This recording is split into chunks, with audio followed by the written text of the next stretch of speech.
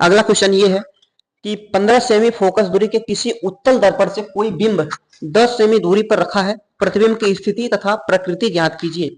जो दिया गया है पहले उसको हम लिखते हैं। फोकस दूरी कितना है? 15 सेंटीमीटर। अब ये प्लस में होगा या माइनस में होगा, आगे बढ़ते हैं। यहाँ पे लिखा है उत्तल दर्पण, तो हम ये जानते हैं कि उत्तल दर्पण का जो फोकस दूरी होता है वो प्लस में होता है।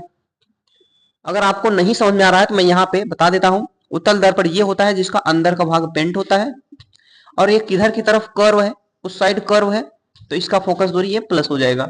और अवतल दर्पण की बात करते हैं तो ये बाहर की तरफ पेंट होता है और इधर से प्रकाश की किरणें आती हैं, ये इधर की तरफ कर्व है, इसका मतलब ये माइनस होता, लेकिन यहाँ पे उत्तल दर्पण है तो यह प्लस होगा। कोई बिंब 10 सेमी दूरी पर रखा है, बिंब यानी कि वस्तु 10 सेमी दूरी पर रखा है, वस्तु हमेशा माइनस में होती है, वस्तु की दूरी। प्रतिबिंब की स्थिति तथा प्रकृति ज्ञात करना है, हमें भी बताना है।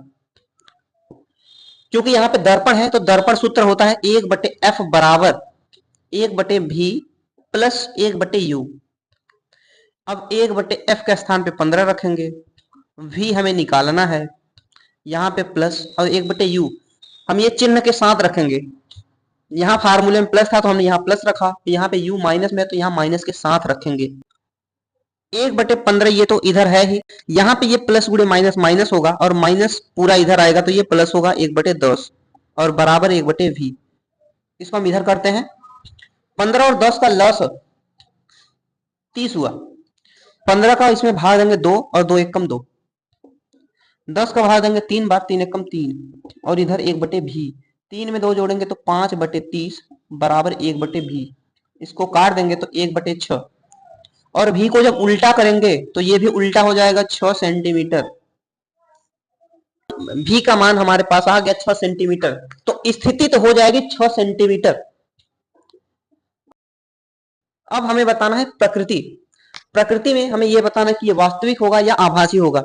तो प्रकृति बताने के लिए हम आवर्धन निकालते हैं, यम बराबर होता है -v/u। दर्पण के लिए -v/u होता है, लेंस के लिए केवल v/u होता है। तो यम का मान हम निकालेंगे, यहाँ पे माइनस है तो माइनस रखेंगे, v का मान आया है 6 और u का मान है -10। माइनस से माइनस कट गया, 2 से काटेंगे 3 बार में और 2 से काटेंगे 5 बार में। यम बराबर कितना आ गया 3/5, या फिर इसको हम दशमलव में चेंज करें तो 0.6 आ जाएगा। आवर्धन 0.6। अगर आवर्धन प्लस में आ रहा है, अगर आवर्धन प्लस में आ रहा है तो इसका मतलब जो प्रतिबिंब बनेगा वो आभासी बनेगा, और आभासी के साथ साथ हमेशा प्रतिबिंब सीधा बनता है, आभासी सीधा।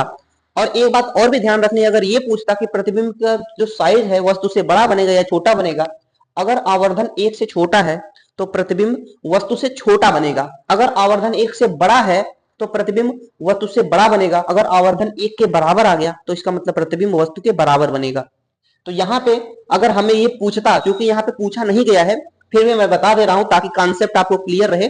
अगर आवर्धन 1 से छोटा है तो इसका मतलब वस्तु से छोटा ही उसका प्रतिबिंब बनेगा।